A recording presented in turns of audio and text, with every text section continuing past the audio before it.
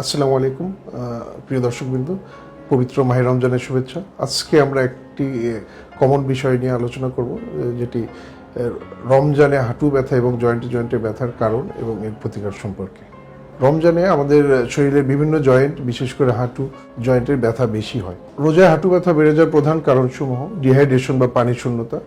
রমজানে আমরা যেহেতু দীর্ঘক্ষণ না খেয়ে থাকি, যার কারণে শরীরে পানি শূন্যতা দেখা যায় এবং পানি শূন্যতা দেখা যাওয়ার কারণে শরীরের বিভিন্ন জয়েন্টে সাধারণ যে পানি থাকে তার পানি বা জয়েন্ট ফ্লুইড কমে যায়। জয়েন্ট ফ্লুইড কমে যাওয়ার কারণে হাঁটুতে ঘর্ষণ বেশি হয়, যার কারণে ব্যথা বেশি হয় রমজানে। এছাড়া আমাদের শরীরে বিভিন্ন লবণ, যেমন পটাশিয়াম, ম্যাগনেসিয়াম, সোডিয়াম ইত্যাদি কমে যাওয়ার কারণে পেশির টান অনুভব হয় এবং পেশি শক্ত হয়ে যাওয়ার কারণে বিভিন্ন জয়েন্টে ব্যথা।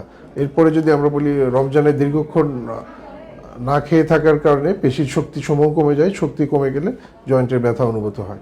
আরও কিছু কারণ আছে, যেমন ইফতারে ভুল খাবার নির্বাচন করা, যেমন বেশি ভাজা পোড়া, মিষ্টি জাতীয় খাবার, অতিরিক্ত খাবার কারণে শরীরে বিভিন্ন জয়েন্টে ব্যথা বেড়ে যায়।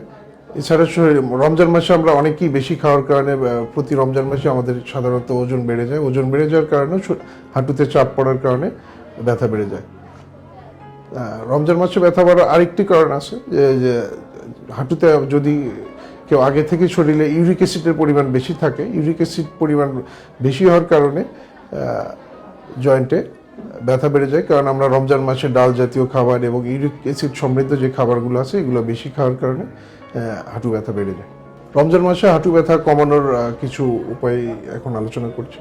প্রথমে আমাদের ইফতার এবং সেহরির মাঝখানে মিনিমাম 8 থেকে 10 গ্লাস পানি পান করা, যাতে আমাদের শরীর হাইড্রেটেড থাকে বা পানি যুক্ত থাকে, এই বিষয়ে এনশিওর করা। দ্বিতীয়ত, আমাদের ইফতারে ভুল খাবার যেগুলো আছে, অতিরিক্ত তৈলাক্ত খাবার, সুগার জাতীয় খাবার ইত্যাদি অ্যাভয়েড করা। সেহরিতে আমাদের প্রোটিন জাতীয় খাবার খাওয়া, যেরকম ডিম, মাছ এবং মুরগির মাংস বিশেষ করে। এরপরে ঘরোয়া কিছু ব্যায়াম, যেগুলো আমরা ঘরে বসেই করতে পারি, সেই ব্যায়ামগুলো করা এবং গরম সেঁক দেওয়া। সর্বোপরি রমজান মাসে যদি কারো বেশি ব্যথা হয়, সেক্ষেত্রে ফিজিওথেরাপি নেওয়া। হাঁটুতে ফিজিওথেরাপির মাধ্যমে আমাদের হাঁটু ভালো রাখতে পারি। রমজান মাসে যেহেতু আমাদের তারাবির নামাজ আদায় করতে হয়, সেই ক্ষেত্রে আমরা তারাবির নামাজের আগে 5-10 মিনিট হালকা হাঁটাচলা করা অথবা স্ট্রেচিং এক্সারসাইজ যেগুলো আছে সেগুলো করা। আর রমজান মাসে যদি হাঁটু ব্যথা বেড়ে যায়, কখন ডাক্তারের পরামর্শ নেবেন? হঠাৎ করে হাঁটু ফুলে যাওয়া, হাঁটু ফুলে লাল হয়ে যাওয়া, তীব্র ব্যথায় হাঁটাচলা করতে না পারা এবং ব্যথায় রাত্রে ঘুমাতে না পারা, সেক্ষেত্রে অবশ্যই ডাক্তার দেখানো প্রয়োজন আপনার। সেরা ডাক্তার, সেরা হাসপাতাল, খাজা বদরুদ্দোজা মডার্ন হাসপাতাল।